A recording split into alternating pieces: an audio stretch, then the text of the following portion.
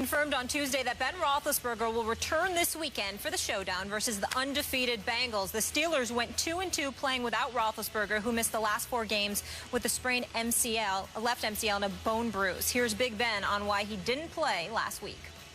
I felt good in practice, but then Thursday night it just didn't feel real good. Kind of ached on me a little bit. Didn't sleep a lot, so it was a little discouraging. But I guess that's part of the rehab process. Stephen A., do you want Big Ben to return Sunday against the Bengals, or you think it's too soon? I do not. I believe it's too soon, me personally. Now, I'm not a doctor. I'm certainly not Coach Mike Tomlin. Their judgment is obviously to be trusted. But if you just ask in my opinion, I'm just of the mindset of this. After Cincinnati, you've got Oakland and you've got Cleveland, both at home. I think that even though it's likely that you'll lose to Cincinnati in the event that Big Ben Roethlisberger doesn't play, they really get after it, and it's such a heated contest. For you to be out, for that knee to be hurting 2 days or so before last week's game against Kansas City, I'm just of the mindset that another week would do wonders for Big Ben Roethlisberger, because to me it's about the marathon, it's not the sprint. I do know and I do understand, Skip, that every game is pivotal. The Steelers at 4-3 without Big Ben Roethlisberger, it's a virtual guarantee that they'll be 4-4. But that leaves you 8 games left to handle your business. And I think that extra additional, I'm talking about from the time his knee was sore, I think that additional 9 days or so helps immensely. Now, obviously, he didn't play last week, so he's coming back this week. But then you add to that, if he weren't playing, then you got an additional week to prepare for Oakland. That's more than 2 weeks to really help that knee heal even more so than it originally was healing. And I think that's the most appropriate way. If this were near the tail end of the season, Skip, I would be all for it, because you lose or you go home.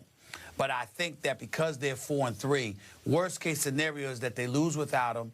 Then you got 8 games to salvage your season, and you can rely on Ben a bit more so than you could now. If you bring him back in there now and he goes down, then you jeopardize looking forward to the next 8 games without him. I know that's not the way to go. That's not the way to think normally when you're talking about the sport of football, because one play, no matter when it is, can cost you a season, if not your career. I totally understand that.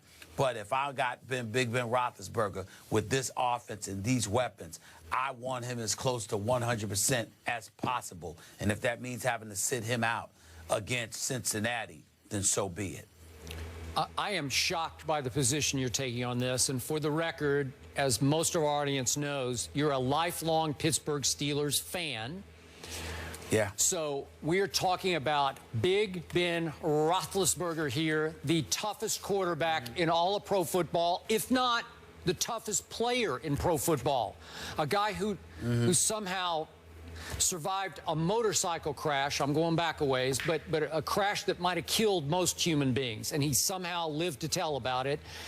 I still think there's a cumulative buildup of those injuries that he's still having to fight through, but I was surprised by the soundbite that we just played from Ben, and it hurt me a little bit on Thursday night. I fully expected Ben to convince Mike Tomlin, I have got to play at Kansas City against a reeling Chiefs team that we can beat if I play. Even if I'm 50% of what I can be, we can win that game.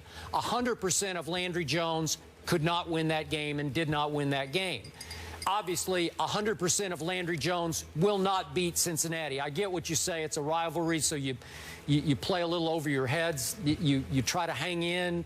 I don't know. I just don't love their chances. I think they do fall to 4-4 with Landry Jones if we go by your scenario. Here's what's coming up in the rearview mirror. Have you been checking out the Oakland Raiders? I keep bringing them up on the show, but listen, they are legit this year. They get a little better every game. They had a huge win at Chargers. I know the Chargers are reeling now, but still, all of a sudden, the Oakland Raiders are 3-3. The Jets have to go to Oakland. Are you sure that's your wild card team, the Jets? You sure the Jets can win that game? I'm not. In fact, I'll go out on the limb right now. I say Oakland beats the Jets in Oakland. Wow. And then guess what happens? Then the Raiders come to the Steelers, and that would be, according to Stephen A's scenario, then that would be Big Ben's first game back. Even though, you know, okay, so, yeah. Okay, are you sure? Are you sure about that? Because the Raiders are coming up fast, and they might just steal that final wild card spot from your Pittsburgh Steelers. But I'm not proclaiming that it's going to be, everybody's going to be victorious. Once Ben Roethlisberger comes back, they're going to win all 8 games. What I'm saying is the better chance of him lasting the final 8 games of the season, to me, vastly improves if he doesn't play against Cincinnati than if he does. That's the argument that I'm making. I think that rust, combined with it being a knee injury, you got to remember, and let me emphasize this. If this were an upper body injury, Skip Bayless, I would not have any issue. Shrug it off, go out there and deal with that. But you got to remember how he got injured, stepping up into the pocket, you know, and then having, you know, the hit wasn't meant to be low, as far as I can tell. But nevertheless, you know, the guy was stumbling and then ran into his leg. But when you consider the fact that you're coming off that kind of an injury and what you need to do to fling that football, how you need to step up in the pocket, I think a nasty, ugly-looking injury like that is something that you have to guard against. And I think that you do whatever you can to delay him coming in until absolutely, completely necessary. And I don't think that the Cincinnati game is that time. I like the idea of him having 2 additional games against Cleveland, against Oakland, no matter how tough they may be, before having to travel to Seattle to play them.